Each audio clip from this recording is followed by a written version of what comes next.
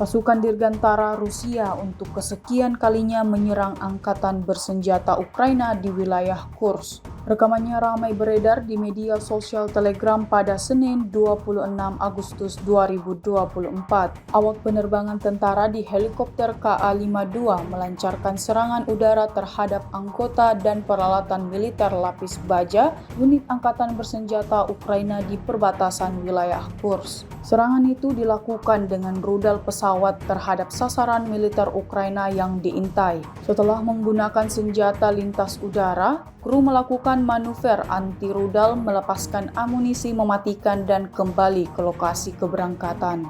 Menurut laporan pilot pesawat, personel dan peralatan militer lapis baja angkatan bersenjata Ukraina hancur total. Insiden ini disebut-sebut menambah daftar panjang kerugian yang didapatkan prajurit angkatan bersenjata Ukraina.